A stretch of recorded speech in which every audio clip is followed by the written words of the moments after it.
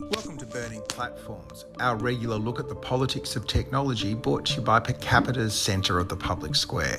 I'm Peter Lewis. This week we look at the shadow election campaign just run with Professor Dan Angus from QUT'S Digital Research Centre. But first, our dive into the latest tech news with panellists Digital Rights Watch Chair Lizzie O'Shea and Health Engine CEO Dan Stinton.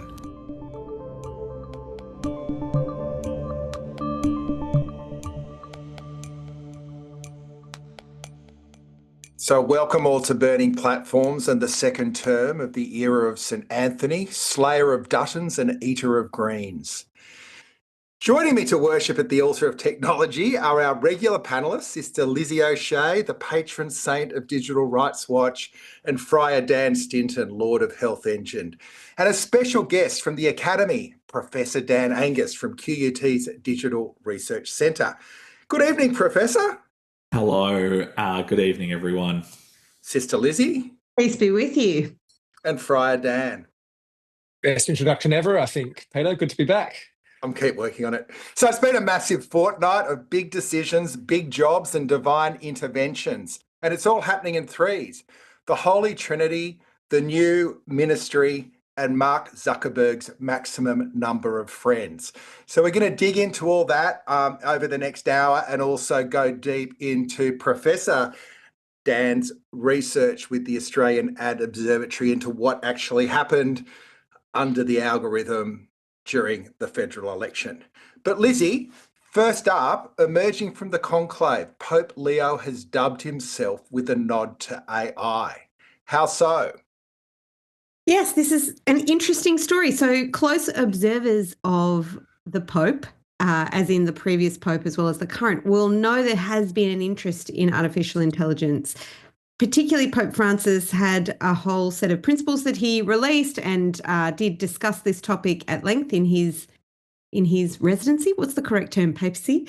Anyway, since Leo took over, his name is a nod to the prospect of artificial intelligence and its impacts on humanity. So the reference is that the previous Leo to him presided over a period of significant industrial development in the form of the Industrial Revolution.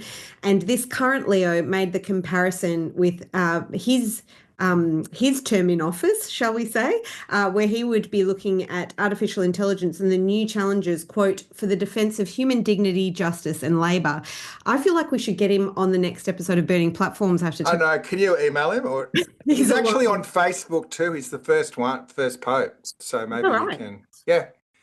So yeah, this is a very interesting reflection. I mean, I am from a lapsed Catholic family, I would say, and someone once suggested to me that the reason I was interested in social justice law as opposed to just commercial or some other form of law is because of my Catholic upbringing, which is the first time I think I've ever heard Catholicism described in positive terms. But I think that was perhaps the previous generation, my parents' generation, where Catholicism was treated as the alternative to the norm, and that kind of outsider perspective did give you sympathy with those who are suffering, I think. In any event, I think it is a very interesting moment in which the Vatican might play a key role in being perhaps a closer thing to Silicon Valley's conscience than what we've seen from coming out of there previously. And I'm excited to be part of it. I think we should go and seek an audience with the Pope. Absolutely. So the encyclical Rerum Novarum, which is the anchor of Catholic social justice, according to my extensive research, was really the forerunner to the Church connecting with the rights of labour, the rights to form unions, and pushing back on unrestricted capitalism. So you've written about history of technology. We know the stories, for instance, of the Luddites who were the resistance force, but to bring faith into it seems like a fresh opportunity to, open up these discussions, Lizzie. Yeah, I'm excited. It certainly adds a level of legitimacy to the objections to artificial intelligence and recruits a new audience that is interested in articulating a future that isn't just focused on productivity and profit making, but instead focuses on protecting the vulnerable and seeking justice for labour. So I'm excited. But can I talk about something slightly more substantive now? I did also want to Not raise... more substantial, but substantive perhaps. I did want to raise a survey that came out just a little over a fortnight ago about attitudes to artificial intelligence, keeping on a theme. KPMG did this research in conjunction with the University of Melbourne, and it surveyed nearly 50,000 people across 47 countries. So it's, I think, as far as I can tell, the broadest survey on attitudes to AI and the largest number of people surveyed. And the outcomes of that are quite interesting, particularly for Australia, because we rank as the most pessimistic, the least optimistic in respect of AI.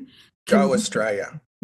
I like to describe this as, with a language warning, it's our bullshit detector writ large across artificial intelligence. So what's clear is that people do not trust it, and they are not convinced. Only 30% of Australians believe the benefits of AI outweigh the risks, which I think is very interesting. And then it's got some other findings. It suggests that our literacy is we occupy some of the lowest positions in respect of literacy, so education and being able to know how to use AI.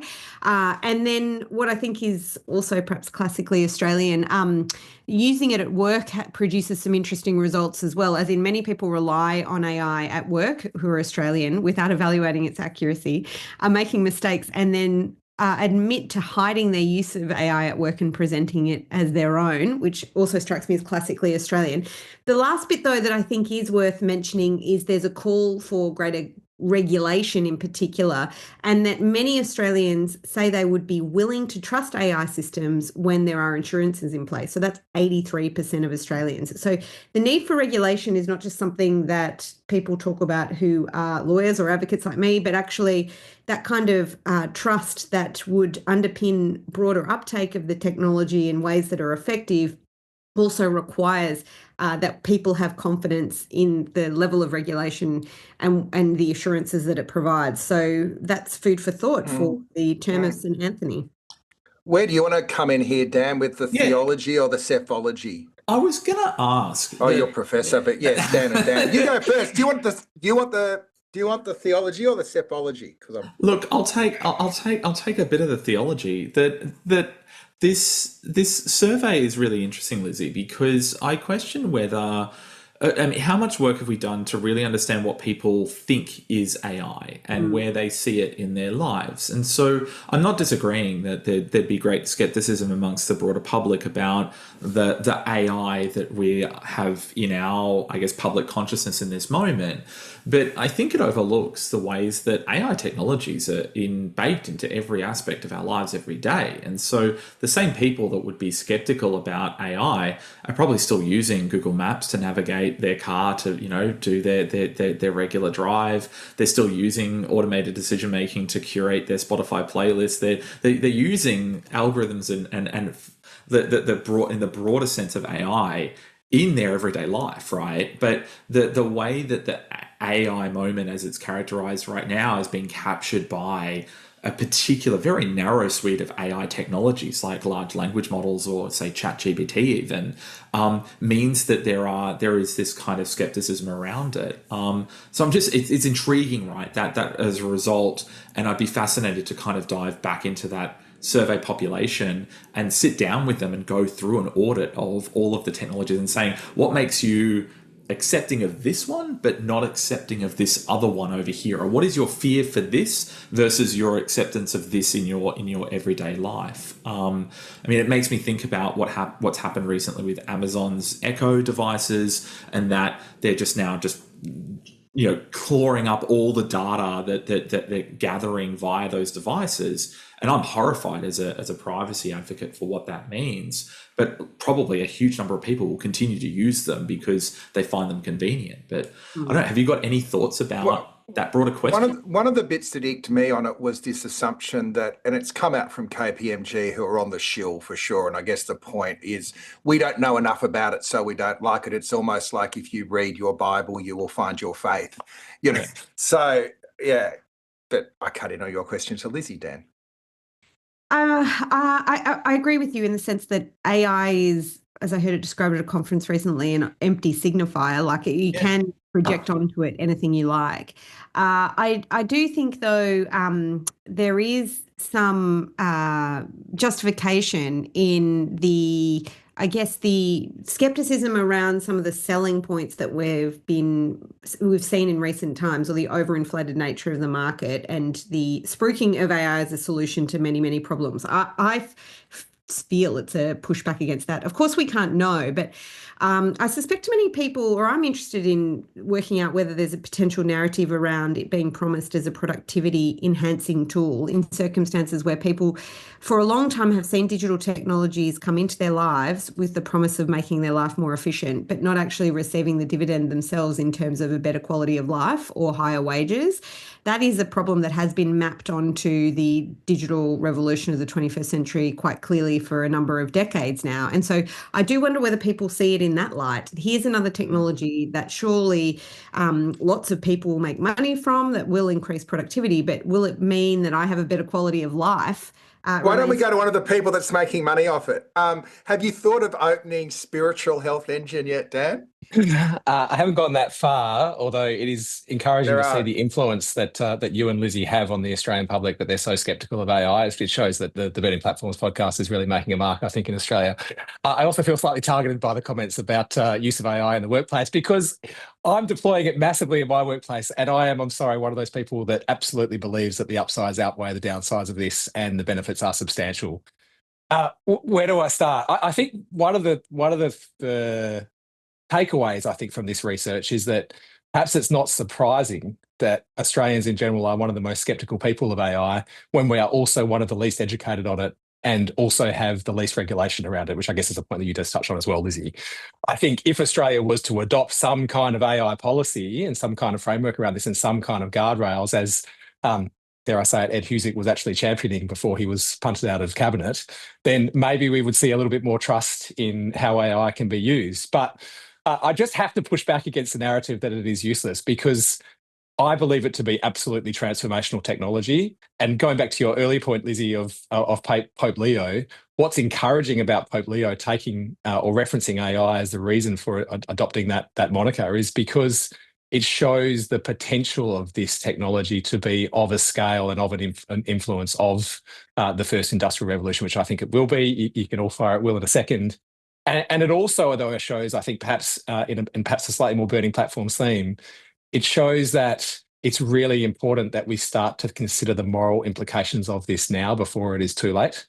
And we're not seeing enough of that. So what I am hoping and what I'm encouraging, hopefully there's a little bit of common ground here between the four of us on this. I hope that Pope Leo leaning into this will see the vast majority of people who are using AI also starting to consider the moral implications of doing so, rather than doing it blindly, where we could end up with more skepticism about the technology. But anyway, that's a really good point, push. Dan, in that, that there's, if it's purely driven by either money or purely constrained by regulation without a moral overlay, then it's just going to be, what can we get away with? Finding a notion of good is really interesting. I would just say, I just want to correct, the transcript will show I never said it was totally useless. Dan Stinton, not Professor Dan. Slight exaggeration.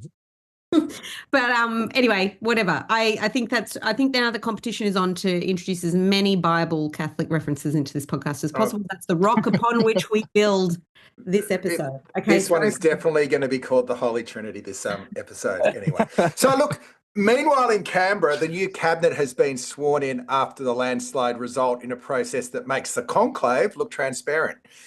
3 ministers with the most expansive and urgent tech agendas have all been shafted or shifted.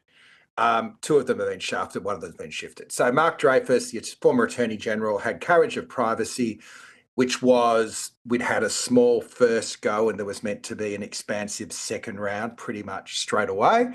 Ed Husic, who Dan has pointed out was responsible for AI guardrails, they're both out of their jobs. Michelle Rowland, who was Communications Minister, has shifted to AGs.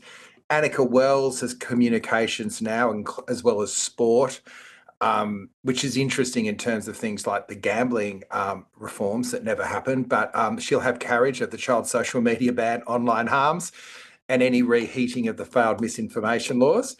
My friend Tim Ayres has industry. Big focus for him is the Future Made in Australia framework, which is ostensibly to support the development of green manufacturing and renewables, potentially a play also in there into what we're going to do in terms of powering data centres. We've also got a new Assistant Treasurer, Daniel Molina, who has carriage of the News Media Bargaining Code and the online scams that Stephen Jones had. Worth noting too, Andrew Charlton's role as Assistant Minister for Science, Technology and Digital Economy. So if there was ever a case for a minister with oversight of digital regulation, surely this is it. And look, it's not like we were hitting all of these issues out of the park in the first term, but there were commitments to a second term agenda. And it does seem we are back at square one. With the further complication, of course, of the Trump tariff threat via his executive order on tech regulation. So I don't know, Lizzie, it feels like we need a total reload here. Yes, it is, I think, a shame that Mark Dreyfus is not returning to the AG's portfolio, because I understand he treated privacy reform as unfinished business, and I think he would have been motivated to finish that job. I can't speak to whether the new AG will feel the same way, but I hope so. But it certainly was a personal matter for Mark Dreyfus, so that seems disappointing. The other thing I would note about the reshuffle is there is rumours that the Treasury will have an increased role in AI regulation, as in the department. So that I'm not sure exactly what that will look like, and I've only tariffs. Oh God. I don't know exactly what that will look like. It's just some vague reporting at this point, but I think that that may be a bit of a challenge, in the sense that it could be pitched as being a productivity solution or a GDP boosting solution in a low trust environment. I'm not sure whether that will work, as we've just spoken about before. So I'm hoping that that will not be an abandonment of the idea of guardrails or regulation, but it might perhaps take a slightly different tone in terms of the social compact that's trying to be manifested in that regulation. So yet to be seen, I think. It's anyone's guess really how this is going to unfold, but I do sort of hope they treat this like a second term and it isn't back to square one, because there was progress made even if it was slow, and I don't feel like spending another 3 years trying to watch them justify that progress, that pace remaining the same. Yeah, you wouldn't imagine they'd restart all the processes. It's just, I don't know, Dan, what's your view? Dan Stinton first. Friar Dan. Look, I don't know really all that well a lot of the people that have come into cabinet which have these responsibilities. So I'll leave those comments perhaps to you, Peter, who probably knows them all a lot better than I do. There is a couple of observations that I'll make, and I've touched on one of them already. So Ed Husic leaving cabinet. Look, there are many things that Ed prosecuted that I disagree on, but the one thing that I was really pleased with what he did was his advocacy for technology within cabinet, and he was probably the largest or the loudest advocate for it, both within cabinet and also publicly. And I think there's no one obvious that sort of will fill that role with his departure. I hope someone else will, but there's no one obvious that will. And so I just, he also did it in a way which I think showed he was both an advocate, but he also recognised that there was need for guardrails, for example, on AI, for example, and need for ethical AI advocacy. And he also championed sovereign manufacturing and tech infrastructure in Australia, which as we've touched on a few times before, is something which I think Australia really needs to focus on. So it's just a real. He wasn't just a cheerleader for big tech, Dan. You reckon he had more than that? Well, look, he was at times, and perhaps overly so at times. But I do think he on the whole was also quite balanced in how he went about it. So I'm disappointed that he's gone from the cabinet for those reasons. But look, privacy, just finishing off with the point around Dreyfus, who, we've all had a bit to do with, and I think I agree with you, Lizzie, privacy reform was something which he seemed to personally care about. And look, the first reforms that have come through are really pretty inadequate. They seem like the start of something that could have... Yeah, so could have built onto something else. So I'm just hoping that Michelle Rowland really takes the baton and keeps going with it, because it's something which is so needed in Australia. And I think we say this all the time, but getting privacy reform right will mean that so many other elements of tech regulation can flow downstream from that, including AI regulation. So hopefully they'll continue. Professor Dan, does it make any difference to academics who's driving the National Parliament, or is it? Yeah, it does. It does, Pete. It makes a huge difference. And I'd say there's a few things on the burn at the moment for us in the academic sector that are of strong interest. There's been a huge number of reforms that are kind of midway through. Chief amongst them is the review into the National Competitive Grant Scheme. So this is the Australian Research Council and the primary funding for a lot of the blue sky research and primary research that happens in the country. And so that's kind of midway through a reform process at the moment. It's kind of hanging in the balance. So, the universities, there's been many, many roundtables, consultations and such. And so it will be in this term that we see that kind of taken through the fullness of even to implementation. I think by the end of the term, we might see different kinds of grants and some existing grants kind of abandoned in terms of a full restructure of that. At the same time, you've also got a massive review into the national competitive research infrastructure as well. So the NCRIS landscape, and this is significant. I mean, this is the big telescopes, the kind of observatories. I'm part of one of these, an NCRIS funded project called the Australian Internet Observatory, and so these kinds of things are really important. Do you use a telescope for that? No, we use a kind of mythological telescope, I guess. We'll get into that a bit more in a sec. Yeah. But the idea of these is that this is the infrastructure that drives national research competitiveness, and so these things are important because they feed into those other discussions about AI regulation as well, and all of these things that there is an interconnectedness here, and so if you don't get the settings right in one of those, it can dramatically affect what is happening outside the other end. And so, yeah, we are watching this with great interest, particularly also the area that, we're most interested in my centre, which is communication. We had a lot to say, not a lot of it good, about the government's social media age ban when that happened. Let's be clear, it's a piece of regulation that's not based in evidence in any way, shape or form. The one paper it does cite has been told by, he's a colleague of ours, that they basically misquoted his research. So, this is one that I'm hoping Annika can bring some sense to and actually invite researchers of credibility back into the fold, and depoliticize the issue and basically bring back a bit of sensibility into that, because that's a really important piece of legislation the world has started to adopt without us even getting it right in the first instance. So yes, we are very interested in the cabinet reshuffle, I will say. Well, who knows? When things go really awry, call in a Queenslander. You never know what will happen. That's it. Dan, let's move along. So Mark Zuckerberg's friends, to round out the Holy Trinity theme, Zuckerberg's been out on a podcast basically saying that most people only have 3 friends and they want 15. We've got 3 in the room now. What's he going on about? And is this just another shill? And is it going to be any more successful than the metaverse? Yes.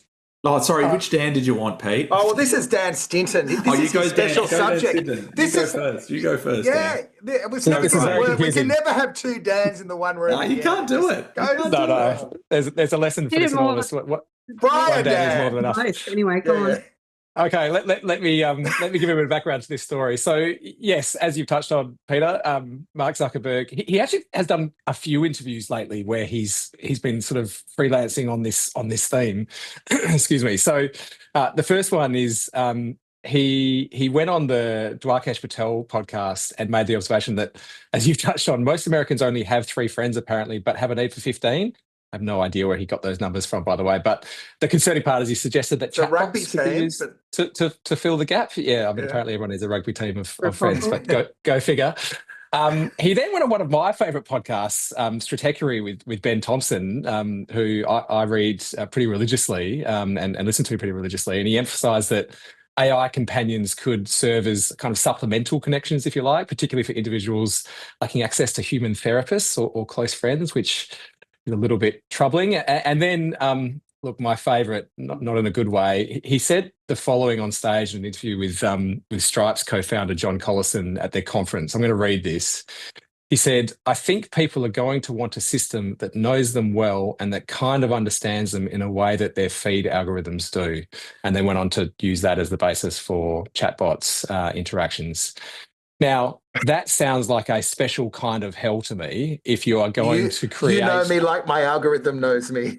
Yeah, like imagine a friendship group that was like scrolling through your Instagram or Facebook feed. Just, I mean, most people complain about the hours lost when they're scrolling through, be that TikTok or Instagram or Facebook or what have you, and how they end up feeling like they've wasted their last hour or however long it's been sort of scrolling through what is increasingly AI-generated content as well in those feeds.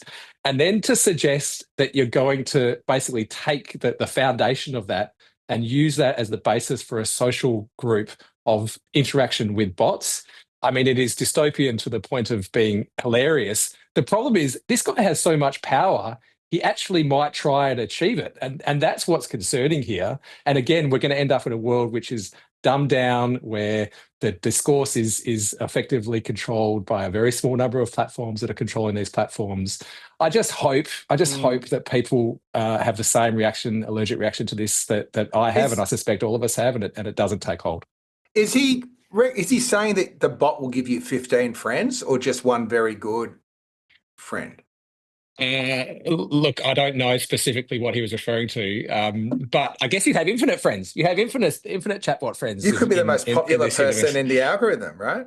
Correct, and then you could just stay in your connected to the matrix and never have to leave, and it'll be a beautiful future. I can't wait. Well, this is designed by a guy who doesn't know how to make friends, isn't it? I mean, it's so... The internet is designed by guys who don't know how to make friends. No. This idea of replacing it with agents. I mean, maybe that's true about the internet in 1.0, but this... I find this so ironic as well, because the whole objection people have to Facebook is that they don't see the content from their friends anymore. Like, he literally presides over a flat platform that could facilitate relationships with your friends across geographic borders, whatever it may be, temporal, social divides, whatever. And instead of doing that, he creates an inorganic version, a synthetic version that he then controls. Like, it's just so obviously a joke that he's playing on us, but we need to resist this. Is there a difference between a companion and an agent? Like, a lot of organisations, including some philanthropy that's talking about supporting people by giving them an agent to help them navigate the system. Is that different to a companion that's meant to be your friend? And where are those lines? Can I jump in? Yeah, go on. I Professor? I want to give a shout out to a student who literally submitted their final version of their thesis on this very topic just today. So Tariq Segal, who's done a huge amount of work in this, and he's done it over a long time. So he did it as a part-time PhD student. So he's been at it for actually a considerable amount of time across this arc where these kinds of technologies have really emerged as chat technologies. And, we as humans readily anthropomorphize all kinds of technology. And so what we've already seen in the development of chat tech is the tech platforms lean into the ways in which we will readily anthropomorphize these tech. So it gives them names, it gives them personality. It does these things to essentially, as Tariq prosecutes in his thesis, mimic human qualities. And so, but much of it's been done in this very thin way. And so it's trying to essentially use tricks to pretend as if it is, you are engaging with a real human interlocutor. There's a classic case of this with Google's technologies, it's duplex tech, where they started to insert pauses and hums and ha's to make it sound like you're talking to a real person, because a real person does use stutters and pauses within regular intonation and speech. So they kind of artificially baked it into their duplex system. And so, much of this there's a long history going back to the first chatbot Eliza, which was never meant to be an actual functional tech. It was always introduced by Joseph Weizenbaum as a bit of a joke, but then uncritically got taken up and people were like, oh yeah, let's do this, let's build this thing, until we get to this point where we are now, where you've got Zuckerberg coming out and saying, hey, yeah, I want to create lots of versions of these that can form companionship roles with people. Now, like, as Tariq Which said, is addiction by design, really, isn't it? Like, kind of is, yeah. but in a way, it's really interesting because these, again, they are really thin forms of companionship, because at the base level, these technologies still don't have a cognitive model. They don't have a social model. They don't have a model of power. They don't have anything inside them in that logic that would actually make them good critical companions. And so the idea is, like, some of the tech is there, and we know we've got technologies like Replica and many others that are already out there that people are using. And so there is a desire amongst some, I don't think on this panel, probably not in your audience, listening to this podcast, but there are many. Oh no, we've only got 3 friends, it's just us. But yes. But there are some that may want to use a technology like this, and it might be interested. They might use it to explore taboo topics or things that they can't talk about with someone else, or disclose really, really, deep personally held feelings in a way that they feel safe. And that is a very legitimate thing for some people to want to do. But I'm not convinced that they're able to do it with the current suite of people who are running this tech in a way that's safe, the way that's genuinely private, or a way that, again, to that point, actually could offer them a meaningful form of companionship or relationship. And that's exactly what Tariq spent all of his time doing. And it's a fabulous read. So sounds like a future guest to the show. Does he draw a conclusion on whether the problem is the technology isn't good or it's just a bad thing to do? He does draw a conclusion that technology has not been designed to do this thing. So essentially, we've been like cooking the frog in the slowly boiling pot of water, that the tech has just got better, right? But we haven't stopped to think, hang on, if we're going to do it and use it in this way, we need to think about the holistic design, about the privacy of people's data, about the manner in which you build a proper cognitive model or something underneath that, an actual think about this from a ground up way. Instead, what we've had is a bunch of bolt-ons and bolt-ons that just improve the mimicry of it, but don't actually go back to the drawing board and say, okay, if I was going to design this from the ground up, how would I do it in a way that's safe, and actually generates, positive pro-social style behaviors. Dan, just on that point, I think that I was probably a little bit too callous in my sort of objection to this. There is definitely a role for an expert. Take a psychologist, for example. There is definitely a role for people who have expertise in a field like this to perhaps create a chatbot for people that might not have access to psychologists, as just one sort of fairly obvious, perhaps half-baked example. Now, that makes sense to me. Is there? I guess if there's a scarcity of humans, but geez. Potentially, I guess my point is potentially, but my concern here though is not so much that. I mean, obviously you have to be super careful about something like that, clearly. But what is far, far worse is when you have the owner of Facebook, or the controller of Facebook at the very least, and Meta, being the one that is creating these human companions and these human interactions, because he has shown time and time again that really all that matters is engagement so that they can drive advertising dollars. And it's more that. I worry about the power that this one individual has to be able to influence discourse with the creation of these bots. And you won't get any disagreement from me, and indeed from Tariq in his thesis, right? That is exactly the point. It's that we're not criticizing the technology, we're criticizing the power structures underneath it, we're criticizing the architecture behind it, and many of the things that come with that. So yeah, do I want a chatbot that's run by one of the most ferocious capitalists on the planet without a soul and with no friends? Or do I want one designed by people who've actually got a stake in in value systems around, okay, we know there's a huge number of people out there that are just lonely and it's really hard for them to make friends. Would this make their lives marginally better if designed well? Possibly, right? So it's that's the difference. And I think that's with any technology, we can't just think of it as a technology on its own. We do need to think about those power relationships and the structures that underpin them. I would just say I do feel, I'm not suggesting this is what you were saying, Dan, but I feel pretty troubled by the idea that you could have a workable kind of chatbot psychologist. In part, I'm concerned about this because it is increasingly one of the predominant uses. I think it's one of the most common uses now for people when they log into ChatGPT to use it for this reason. I mean, there's lots of obviously different LLMs, and we're not necessarily just talking about an LLM here, like we're talking about a companion, but I do remain concerned that it's going to be treated as a cheap alternative to therapy, and then people who are critical of that aren't sympathetic to the great expense of therapy and the inaccessibility of it.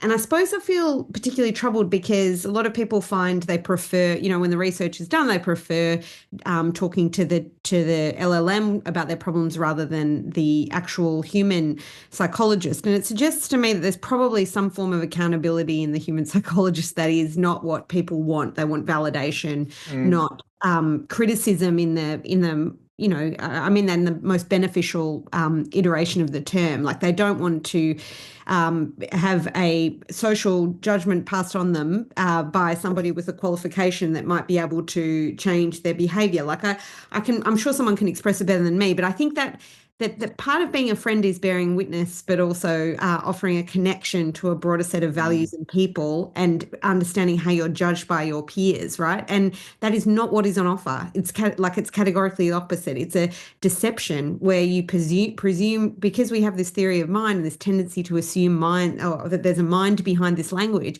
It's quite misleading. And I don't even mean that in a moral sense. I just think it cultivates the wrong kind of understanding of what it is to form social connection, which in my view can only lead in pretty bad directions. So if we have a problem of loneliness, let's talk about what we can do to fix it. Yeah. Let's not immediately resort to kind of tech-based solutions.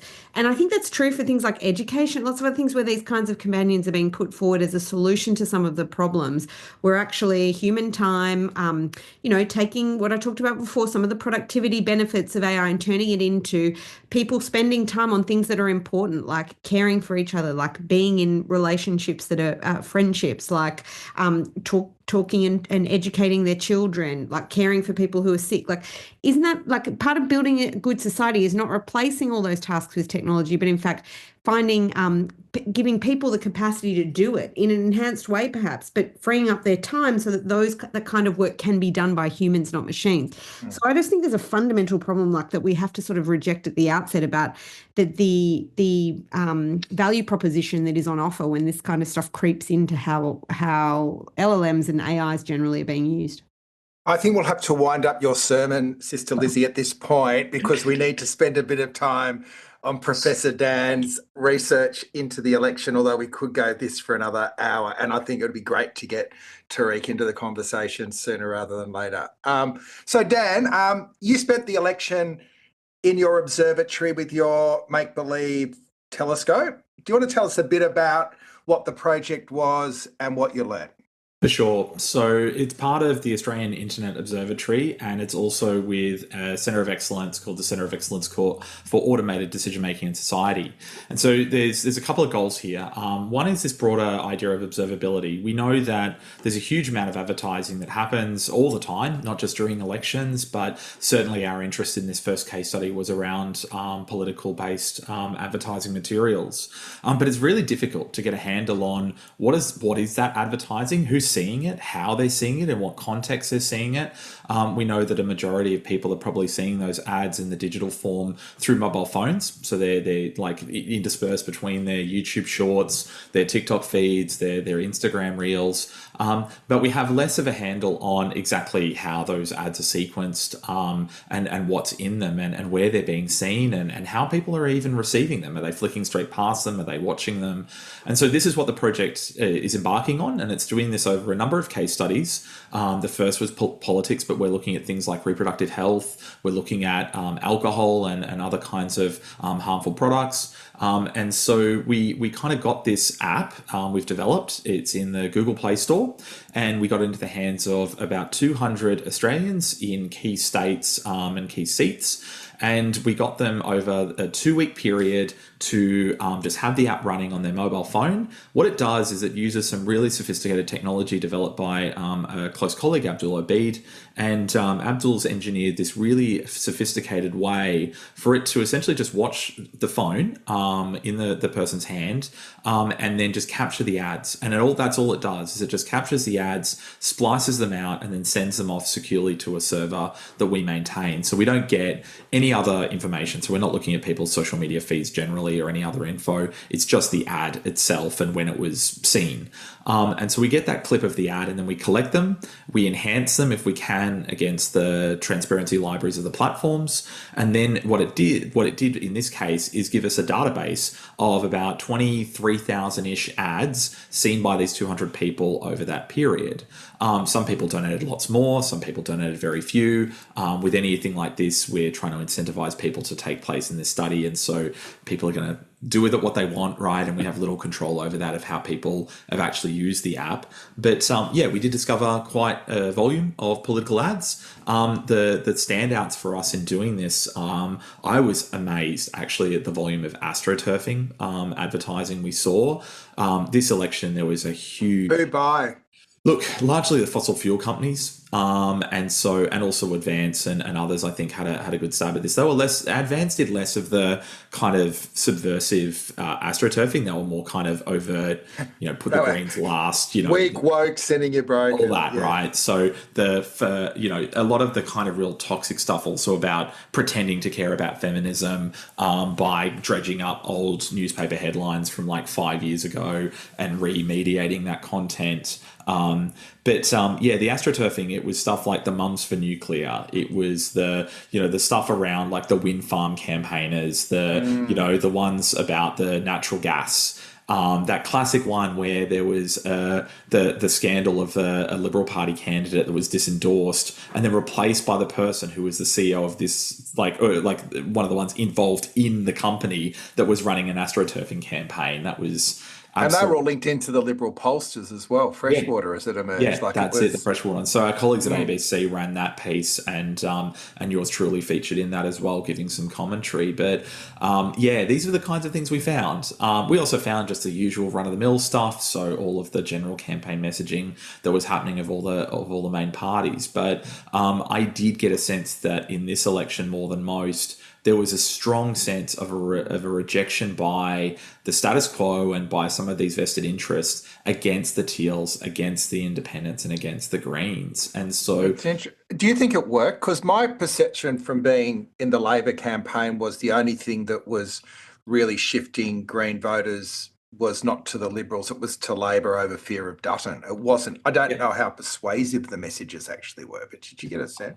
I would agree with that, Peter. I think all it did was just waste the time of these campaigns like Advance and others. And so they kind of got their scalps, but not in the way that they thought, right? So what they did essentially was give Labor free run. And take the Liberal vote that cost and then took the Liberal vote. And actually, in all of these weird three-way contests, that's what happened. And so Labor got a lot across the line in Griffith, for example, where Max Chandler-Mather was the sitting Greens member, because the Liberal candidate dropped to third place. And so in a contest between a Greens member and a Labor member, as what happened also with Adam Bandt, of course, right, in Melbourne, that's a really hard thing for anyone that left of centre to win a contest there in a straight two-way then. So that they effectively did that, but they did it in a way that they also essentially killed off their running mates in the coalition in the process. So they might have won the battle, but they definitely lost the war. And what about, the Russians and the Chinese? Were they getting busy in the election? Not at all. Not at all. And they didn't care. It's like this kind of stuff. It really frustrates us as researchers in the field of mis and disinformation, and this that there's always this focus on this kind of foreign boogeyman being there, interfering in what's going on, and that might be happening in a small amount, a tiny microscopic amount. The greater threat is always the domestic stuff, right? So like the astroturfing I'm talking about, or the other things where it's out in full view, right? That, here is someone that's registered this third party, dresses it up to make it look like a community organization, is running ads, and is then also running for one of the political parties on the side. And I'm like, that is deeply problematic. And I mean, I'm going to put a lot of attention after this election into truth in advertising laws, because I think it's high time we do something in this country about them. I loved the Crikey campaign that they teamed up with a creative agency. Yeah, Cam came on last week. It was great discussion. It's that stuff is so important because it helps people understand just how ridiculous. I mean, the anti-spam laws, Tegan in our centre wrote a great piece in The Conversation about the loopholes in the Anti-Spam Act and all of that give the politicians a free ride. These are the things that I'm hopeful. I'm an optimist, right? And I'm hopeful the Labor Party have the wherewithal to actually go after some of this stuff that just protects democracy, right? That, look, maybe they hurt a little bit sometimes by regulating some of these things. They themselves can't spam out dodgy text. They themselves then have to play a little bit fairer. But ultimately, it improves the quality of debate and the quality of politics in the country if we raise the bar. Maybe with 93 seats in the lower house, you can afford to play fair as well. Were there any dirty tricks that you picked up on the progressive side of politics from Labor or the Greens? There's never the same number on, like, going from the other side. I mean, you get cheekiness, I think, sometimes from those on the left, right? Where bit truthy. Like that. The stuff that happens. So I remember, look, I'm using a lot of local examples from here in Brisbane, but they're the ones that are often under my nose. But you had Stephen Bates's campaign, advertising on Grindr last time, and he ran advertising this campaign that was actually promoting gay men's health information. So, and he did that in, it was the first one ever to go, ads that appeared on OnlyFans. So, that stuff, that's quirky, I would say, rather than outright deceptive. I mean, it's very clear he is who he is, and he says what he says. But I didn't find anything that's more coming from, that left perspective that was necessarily as egregious. Dan, one of the things that I'm interested in, I agree with the need for truth in advertising regulation, and I think that's long overdue, and hopefully that will go some way to addressing some of these issues that you found. I do worry a little bit, though, about the downstream consequences of that, because everything I'm reading, not so much in the domestic market, to be fair, but everything that I'm reading about what is happening in the US election in particular, the recent US election, is that it was less the advertising content that was causing the problem, but it was more organic posts from effectively either from bots or from fake accounts that were overseas that were being used to influence the debate, and now being used to do that at scale through the use of AI.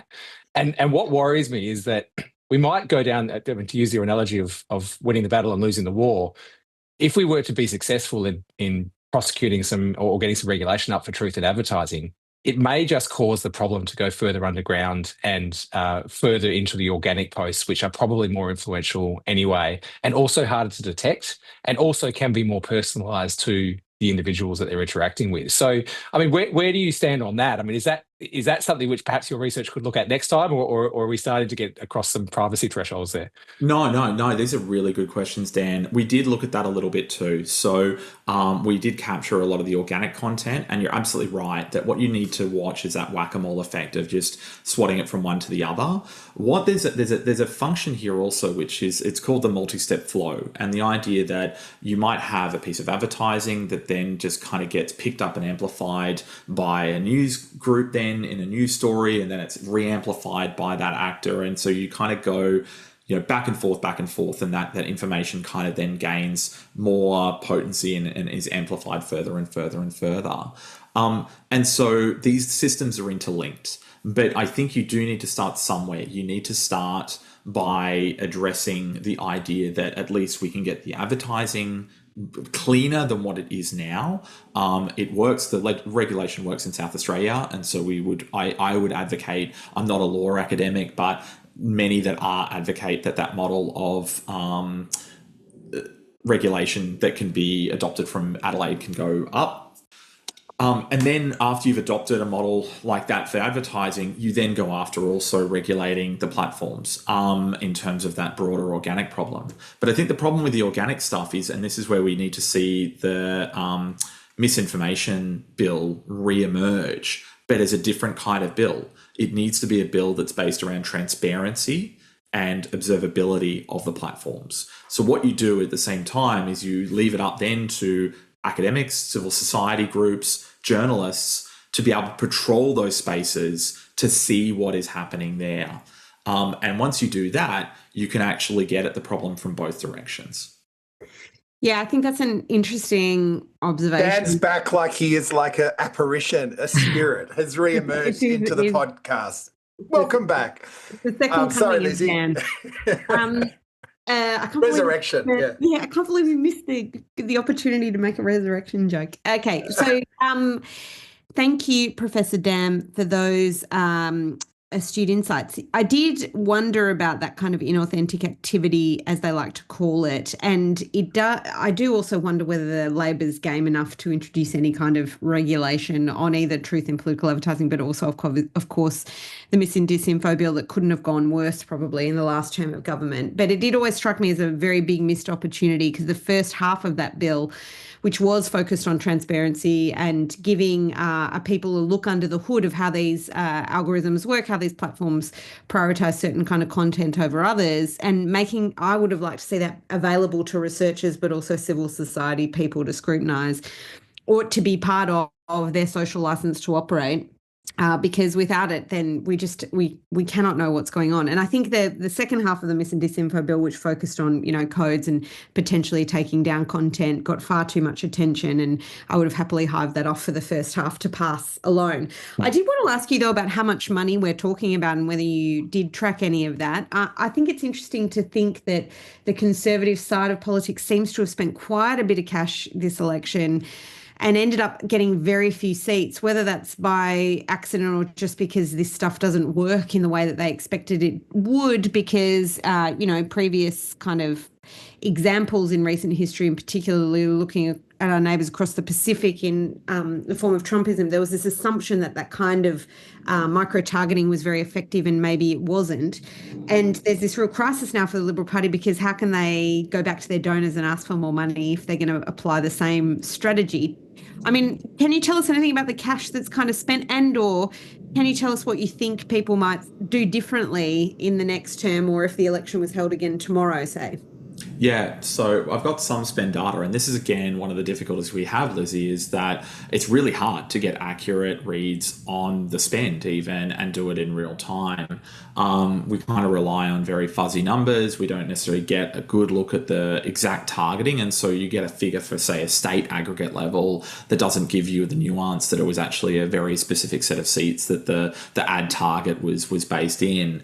But the kind of money we're talking about here, I mean, for the ALP and the coalition, it was roughly the same in terms of their spend on both the Meta platforms, and so that's Facebook, Insta, and the Audience Network, and on Google, which would capture things like Google Search, YouTube, and other, Google Ad Network as well. So that's in a lot of things like online games and whatever that use the Google ad system. So both are around $10 million or so, right? So it's about $9 million for the ALP and for the coalition in Meta, and it's about 10 or 11 million for the ALP in Google, and about 8.3 for the Libs. Bearing in mind, Google is YouTube. Pre-roll. Yeah. It's not search. It's not search. It's mostly pre-roll. There's a tiny amount that might come into search, but the majority is YouTube. You're absolutely right, Pete. The interesting one, though, is like how some really went hard in one set of platforms versus another. And so Trumpeter Patriots is a really interesting story there. So aside from spending millions on traditional advertising, I mean, they spent huge on newspapers, billboards, radio. That stuff is phenomenal. I don't calculate a lot of that because I'm more interested in the online platforms, but some of that's been reported is in the tens of millions. On the digital platforms, they spent about 9 million on Google, but only about 1.6 on Meta. So, there's a big gap there, right? So they've very much decided we're going to go after YouTube ads. That's where our audience is. And they're probably pretty bang on there, because that's, YouTube's where Sky News lives. It's the space where they're probably going to get their bang for buck. Other parties so the Greens spent about 1.4 on Meta, 1 on Google. The Teal spent about 5 million on Meta, and about 1 million on Google. So that's the kind of range of figures we're talking. Now, above all of this, I've just grouped them as advocacy groups. These are all of your other operators, which include those that were, say, pro-climate change action and those that are like at the astroturfing end that I was talking about before. And so they dwarf like some of these figures. So about 12 million on Meta and about the same on Google as well. So they were the third parties were the biggest spenders. And I wonder about the regulations now. So you remember at the end of that term, they put in all the new regulations about campaign financing and all of that. Is this the beginning of that, where we see, instead of an organization necessarily donating into a campaign platform and saying, hey, here's our money and you just give it into the party and do with it what you will, what we start to see is the parties retreat a little bit out of that space and instead nudge their mates in industry or wherever they land and say, instead of that, can you just run some attack ads on there against this particular party to try and tank their vote for us? And that's the murkiness. I mean, to your point earlier, Dan, that's what I worry about now of the unintended consequence of some of the new financing regulations is, do we see the parties kind of give over creative control to those third parties? There is another potential takeaway, though, from those numbers that you've just read out, if I've understood you correctly, and that is that, you know, the least successful campaign was the Trumpet of Patriots, I think, and the most successful was probably the Teals, who seem to spend more money on Facebook and social than on Google. Now, look, the targeting capabilities of both of those platforms are by far and away beyond the targeting capabilities of any other platforms you can possibly use. However, the nuanced targeting that you can offer on Meta's platforms versus Google, particularly around messaging, is far more specific and far more detailed, and the cohorts of users that you can target are far smaller and far more targeted. And I just wonder that, I mean, this is where your truth in advertising laws will potentially have some impact, is because it's that highly targeted nature of the messages on Meta in particular, where it is, you know, you can still target on YouTube, but not nearly to the same extent. And that is where the political messages are going to, I think, have potentially the most salience and the most impact. This is where we need transparency in particular, is not just around the creative that we're seeing, but the targeted cohorts that are being used and how that's working, because I think then we'll get a much better sense of whether everything is above board or not. And that's Lizzie? Can I put just one more theory to you? There's this theory kicking around as well that the coalition opposed the referendum, of course, and advocated for a no vote, and that produced a data set that looked a lot like people who would vote for the coalition, right? It did. At a granular level, right? So that it was a self-interested scuppering of that referendum for on the promise of electoral success. Now, I wonder what you make of that in the context of this, because it seems to have been unsuccessful.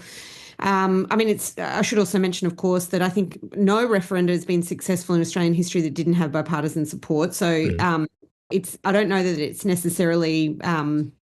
Anyway, that's the reality. It just does seem to need bipartisan support to succeed. But do you think it's valid that did create a blueprint for them and it just didn't translate in electoral terms? Or do you have a view? It was a segmentation exercise. Yeah, no, Lizzie, it's a really good question. That I think they overplayed it, and I think they failed to recognise that a referendum is very different to a general election. These are two very different beasts. I mean, as you allude to, that a referendum, you know, rarely does it pass unless you have bipartisan support. They're a very different beast, and it's a very different ask.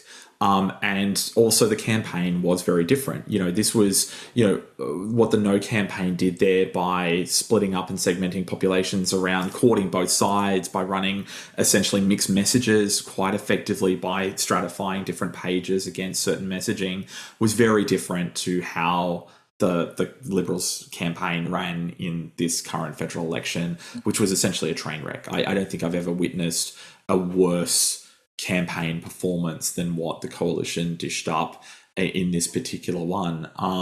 And I think Australians wanted more. They wanted things around economy. They wanted policy. They wanted other things put forward to them, and they got basically none of that from that side. So I would say that's a warning for Labor, that vote didn't materialise, but it doesn't mean it's that sympathy is not there.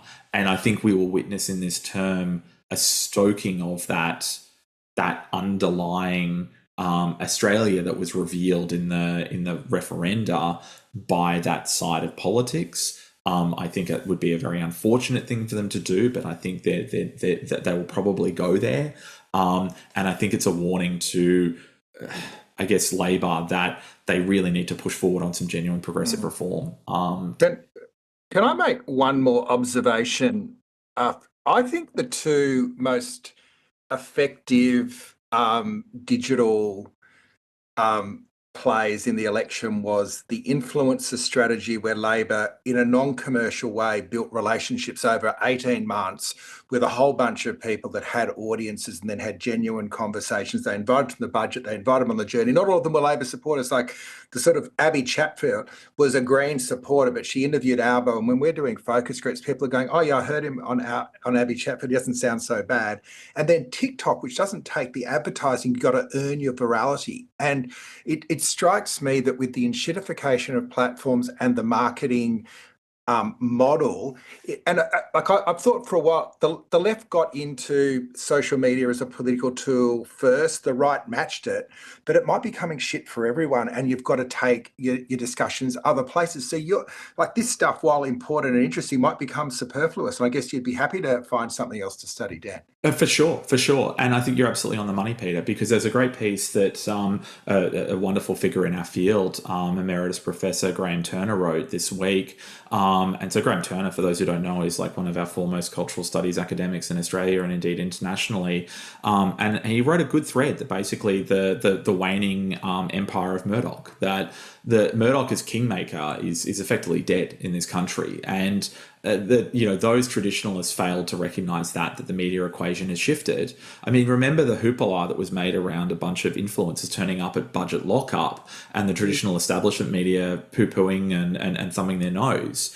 Whereas actually, I think the strategists in the Labor Party understood this completely. They knew that that's the exact voice they needed to court in the lead up to the election, because that is who is listened to by Middle Australia now.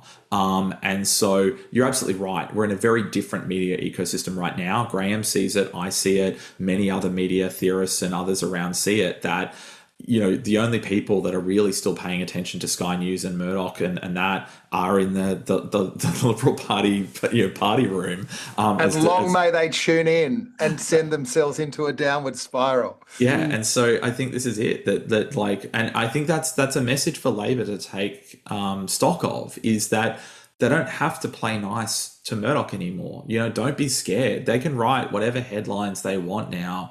And I mean, as Graham makes the point in his essay, they've long kind of lost touch with reality. That, their reporting has just become increasingly hostile, but also detached from any objective reality over the last decade particularly. And so they've kind of alienated their own audience, whereas they used to be able to peddle that in a more subtle way, perhaps. The quality of it has just gone, and audience, particularly young audiences, and by young I mean anyone under 40 really, is just not interested in that anymore. They don't want to read it. They don't want to tune into it. So I think that's a big lesson we learned from this is, we're in a very new media moment.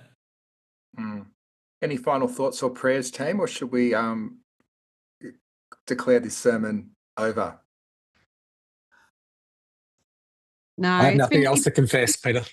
It's just That's interesting to watch the right be fully digested by the social media system and excreted as an unviable political prospect. It's a bizarre turn of events, I must say. I don't think I would have predicted it.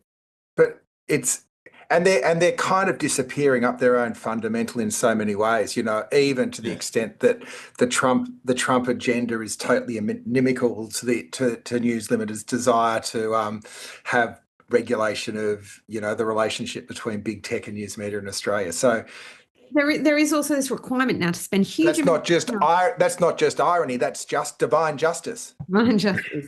Yeah, I just feel like there's this requirement to spend so much money on social media every election campaign, and it's not clear that it actually serves a huge amount of purpose. And you do kind of, I don't know, who's having the last laugh here? There's no measurement of the inauthentic activity. Like, I think this is a problem for all advertisers who use social media. There's so much inauthentic activity, as they would call it. Like, it does sort of highlight some of the paucity of their promise on every other day, not just election day. Oh, of those 23,000 ads we got, Lizzie, you better believe there's a ton of scam ads in there that we're going to be pouring through, and there's a ton of absolute slop in that the ad systems are absolutely a toxic mess.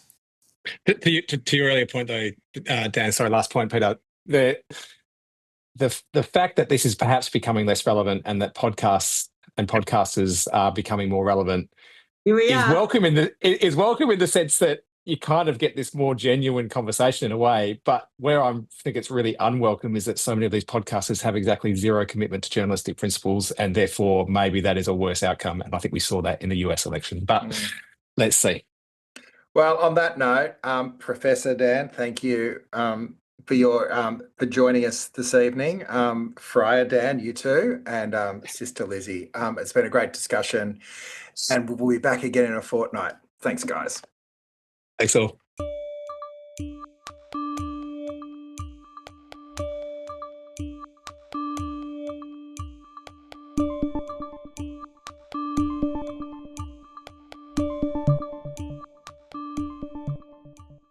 And you've been listening to Burning Platforms. It was recorded on April 4 and produced on Naarm land by Rebecca Connell. Talk again soon.